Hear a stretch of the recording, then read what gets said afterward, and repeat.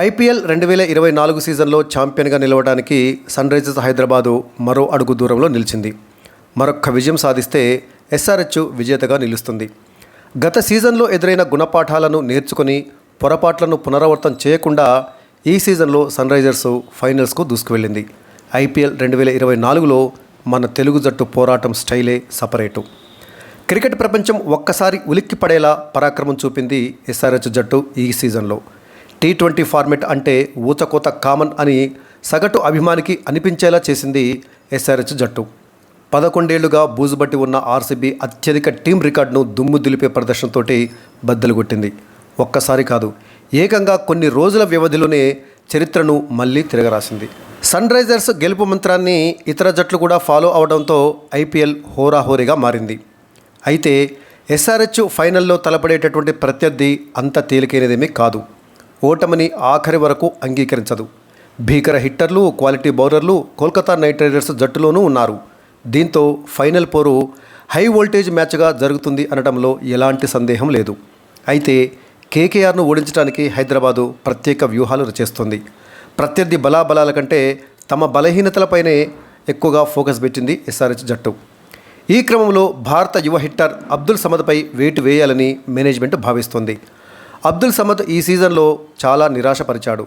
Qualifier 1తో పాటు qualifier 2లోనూ విఫలమయ్యాడు. ఫినిషర్గా జట్టుకు ఉపయోగపడతాడని season ఆరంభం నుంచి ఇప్పటి వరకు అబ్దుల్ సమద్కు అవకాశం ఇచ్చింది ఎస్ఆర్హెచ్ యాజమాన్యం.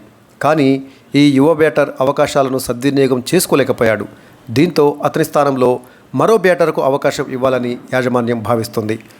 ఇక మరోవైపు ఫైనల్కు ఆతిథ్యం ఇచ్చేటటువంటి చపాక్ పేస్ కంటే స్పిన్కు ఎక్కువగా అనుకూలిస్తుంది.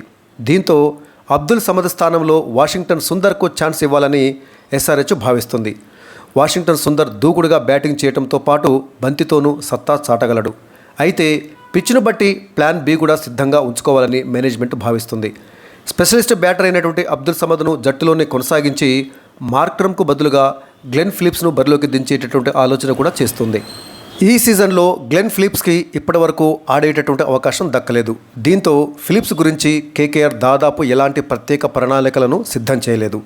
ప్రత్యర్థి ఊహలకు అందకుండా ఫిలిప్స్ను బరిలోకి దించితే మంచి ఫలితం వస్తుందని హెచ్ఆర్హెచ్ యాజమాన్యం భావిస్తుంది.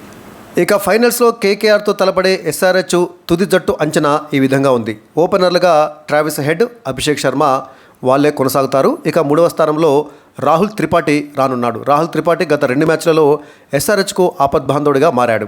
ఇక 4వ స్థానంలో మార్క్రమ్ లేదా గ్లెన్ ఫిలిప్స్. మార్క్రమ్ స్థానంలో గ్లెన్ ఫిలిప్స్ ఆడేటటువంటి అవకాశం ఎక్కువగా ఉంటుంది. ఎందుకంటే మార్క్రమ్ ఈ సీజన్లో వరుసగా విఫలమయ్యాడు. సో అతని స్థానంలో గ్లెన్ ఫిలిప్స్ను ఈ సీజన్లో తొలిసారిగా ఆడించేటటువంటి అవకాశం ఉంటుంది. ఇక ఆ తర్వాత నితీష్ కుమార్ రెడ్డి, హెన్రిచ్ క్లాసెన్ రానున్నారు. ఆ తర్వాత అబ్దుల్ సమద్ స్థానంలో వాషింగ్టన్ సుందర్ను ఆడించేటటువంటి అవకాశం కూడా ఉంది. ఎందుకంటే అబ్దుల్ సమద్ వరుసగా విఫలమవుతున్నాడు.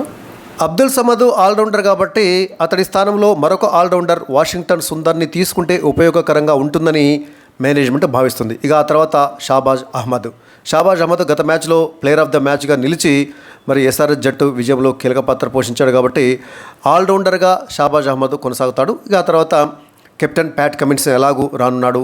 తర్వాత పేస్ బౌలర్లు భువనేశ్వర్ కుమార్ అండ్ నటరాజన్ వీళ్ళు ఉండేటటువంటి అవకాశం ఉంటుంది. ఇక ఇంపాక్ట్ ప్లేయర్గా ఫాస్ట్ బౌలర్ జైదేవ్ ఉన్నత్కడ్ ఉండేటటువంటి అవకాశం ఉంటుంది. ఇది కేకేఆర్తో జరగబోయే ఐపీఎల్ ఫైనల్స్ ఎస్ఆర్హెచ్ తుది జట్టు అంచనా.